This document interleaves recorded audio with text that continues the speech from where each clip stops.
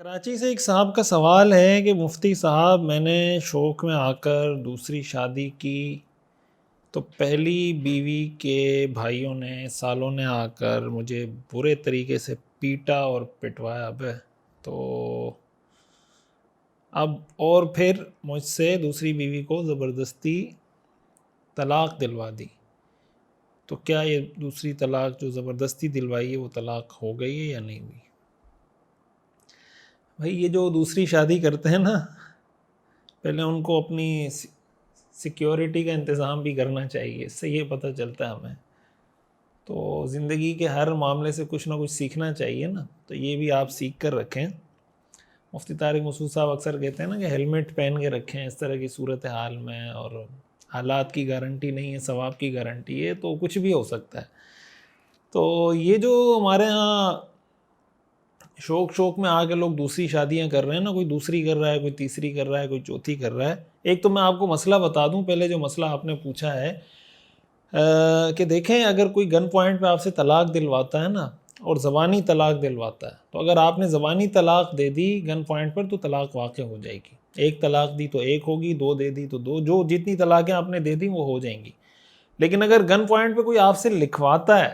یا کسی کا لکھا ہوا ہے وہ آپ سے دستخط کروا رہا ہے کہ بھئی اس پہ دستخط کرو، اور آپ نے گن پوائنٹ پہ دستخط کر دیے، زبان سے کچھ نہیں بولا، تو زبردستی میں جو طلاق تحریری طور پہ لکھوائی جاتی ہے وہ نہیں ہوتی۔ لیکن جو زبان سے زبردستی میں بھی طلاق اگر دلوا دے گا اور وہ شوہر طلاق کے الفاظ بول دے گا تو طلاق ہو جائے گی۔ ایک مسئلہ تو یہ یاد رکھیں جو آپ نے پوچھا ہے۔ جو دوسری شادی کا مسئلہ ہے ہمارے معاشرے میں، بعض اوقات یعنی افراط و تفریط ہمارے ہاں اس معاملے میں دیکھنے کو مل رہی ہے کہ لوگ شوق میں آ کے شادیاں کر رہے ہیں، کوئی دوسری کر رہا ہے، کوئی تیسری کر رہا ہے، کوئی چوتھی کر رہا ہے اور چلا نہیں پا رہے۔ اس طرح کے بہت کیسز سامنے آ رہے ہیں۔ وقتی طور پہ جوش ہوتا ہے، دیکھیں انسان اگر صرف اس لیے شادی کر رہا ہے نا کہ اس کو ایک ٹھڑک ہے، بس ایک خواہش ہے کہ یار کوئی پہلی بیوی پرانی ہو گئی، اب کوئی نئی بیوی آنی چاہیے، تو اگر یہی اس کے دماغ میں چل رہا ہے، پھر تو آج میں ایک دوست کے ساتھ بیٹھا ہوا تھا، ہمارے ایک دوست ہیں، اتفاق سے ان کی بھی 2 شادیاں ہیں، تو ان سے اسی موضوع پہ ڈسکشن چل رہی تھی۔ میں آج کل ایک کتاب لکھ رہا ہوں نکاح اور طلاق کے موضوع پر، انشاءاللہ امید ہے کہ رمضان سے پہلے وہ پبلش ہو کر آ جائے گی، اور میں اس کا الگ سے انٹرو بھی تفصیل کچھ ریکارڈ کروا دوں گا۔ اور میں یہ چاہتا ہوں کہ وہ جو کتاب میں لکھ رہا ہوں نا، نکاح، طلاق اور عدت، مہر وغیرہ کے سارے مسائل پر،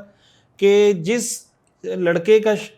کی شادی ہونے والی ہے یا جس لڑکی کی شادی ہونے والی ہے، اس کو یہ کورس کروا دیا جائے پورا، یہ نکاح کورس جو کتاب میں ڈیزائن کر رہا ہوں، اور جن کی شادیاں ہو چکی ہیں یہ کورس وہ بھی ایک دفعہ کر لیں، اپنی مسجد کے امام صاحب سے کر لیں، خود وہ کتاب لے کے ایک دفعہ پڑھ لیں۔ تو مجھے اللہ کی ذات سے امید ہے کہ نکاح اور نکاح کے بعد کی زندگی، نکاح سے پہلے، نکاح کے بعد، شادی سے پہلے، شادی کے بعد کی جتنے ضروری اہم مسائل ہیں نا، وہ آپ کو اس کتاب میں مل جائیں گے۔ تو اگر وہ آپ لے لیتے ہیں، پڑھ لیتے ہیں، اور ایک دفعہ نہیں، اس کو بار بار پڑھیں، وہ کتاب جب پرنٹ ہو کر آ جائے میں اس پہ انشاءاللہ ویڈیو ریکارڈ کروا دوں گا، تو اس کے بعد امید ہے کہ ہمارے اگر کوئی اس پر عمل کر لے تو امید ہے ہمارے بہت سارے معاشرتی ازدواجی زندگی کے جو مسائل ہیں وہ حل ہو سکتے ہیں۔ خیر وہ ایک الگ موضوع ہے، اس میں بعد میں تفصیل سے کلپ بھی ریکارڈ کروا دوں گا، کتاب کا تعارف بھی آپ کو کروا دوں گا۔ تو اسی کتاب پہ میں کام کر رہا تھا، ہمارے ایک دوست ہیں انجینئر صاحب، وہ آئے، ان کی بھی 2 شادیاں ہیں، تو ان کے ساتھ ڈسکشن ہو رہی تھی، تو انہوں نے ایک بزرگ کا قول بتایا کہ میں ان کے پاس گیا مشورے کے لیے جب دوسری شادی کر رہا تھا، تو انہوں نے کہا کہ بھائی دیکھیں اگر یہ ایک ٹھڑک ہی ہے، بس ایک خواہش ہی پوری کرنی ہے، تو انسان کی خواہش تو یہ ہوگی کہ صبح ایک بیوی ہے تو شام کو دوسری ہونی چاہیے، اگلے دن تیسری ہونی چاہیے، پھر چوتھی ہونی چاہیے، پھر 5ویں ہونی چاہیے۔ اور اس سے بھی اندازہ لگائیں کہ شریعت نے جو 4 شادیوں کی لمیٹیشن رکھی ہیں، یہ بھی بنیادی طور پر عورت کے حقوق کے تحفظ کے لیے۔ اگر شریعت لمیٹیشن نہیں رکھتی کہ 4 کریں، 5 کریں، اجازت دے دیتی شریعت، تو پھر تو جس کی مرضی میں آتا وہ شادیاں کرتا رہتا، اور ظاہر ہے وہ اس کو کوئی ٹائٹل دے رہا ہوتا، حقیقت میں اس کی ٹھڑک ہوتی اور کچھ نہیں ہوتا۔ تو شریعت نے اس کو لمٹ باؤنڈ کر دیا کہ بھئی 4 سے زیادہ شادیاں ایک وقت میں کوئی نہیں کر سکتا۔ تو یہ جو ہمارے ہاں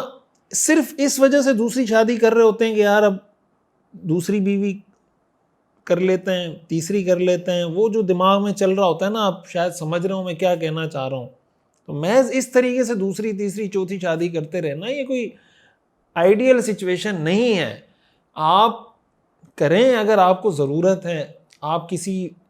واقعتاً آپ کی جو سیکشول ڈیزائرز ہیں وہ اتنی ہیں، آپ سمجھتے ہیں کہ یار میں کنٹرول نہیں کر پا رہا. بعض اوقات ہوتا ہے کہ بچے نہیں ہوتے تو انسان چاہتا ہے کہ یار میں کسی دوسری عورت سے نکاح کروں تاکہ اللہ مجھے اولاد دے دے. اس طرح کے جینون کیسز بھی ہوتے ہیں. تو ٹھیک ہے اس میں آدمی کر سکتا ہے، یا واقعتاً اس کو طبی طور پر ایسی ضرورت ہے، اس کے اندر جو خواہشات ہیں وہ اس درجے کی ہیں، تو عفت پاک دامنی، یا اس کو دوسری بیوی کوئی ایسے کسی مقصد سے کر رہا ہے کہ یار وہ مثلاً وہ دین بہت زیادہ پڑھی ہوئی ہے، یا اس کے پاس یہ ڈگری ہے، یہ چیزیں، میں اگر دین کا کام کروں گا تو اس دین کے کام میں میری اس سے یہ معاونت، یہ مدد مجھے ملتی رہے گی. تو مطلب کوئی ایک باقاعدہ کوئی ایک دماغ میں کوئی پلان ہونا چاہیے، کوئی واضح مقصد اور ہدف ہونا چاہیے. یہ نہیں کہ منہ اٹھایا دوسری کر لی، منہ اٹھایا تیسری کر لی، منہ اٹھایا چوتھی کر لی، بعد میں خود بھی رول رہے ہوتے ہیں، بیوی بھی رول رہی ہے، پہلی والی بھی رول رہی ہے، دوسری رول رہی ہے، یا ایک کو لٹکا کے چھوڑ دیتے ہیں. قرآن کریم نے اس میں بڑی وضاحت سے ہمیں رہنمائی دی ہے کہ بھئی اگر عدل انصاف نہیں کر سکتے تو پھر دوسری شادی مت کرو، ایک ہی پر گزارا کرو، فواحدتاً، ایک بیوی پہ گزارا کرو.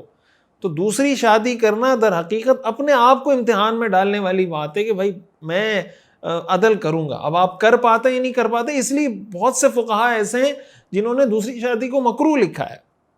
مکروہ اس لیے لکھا ہے کہ آپ اپنے آپ کو خود خطرے میں ڈال رہے ہیں. تو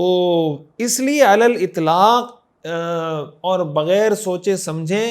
اور معاملات کی گہرائی کا اندازہ لگائے بغیر،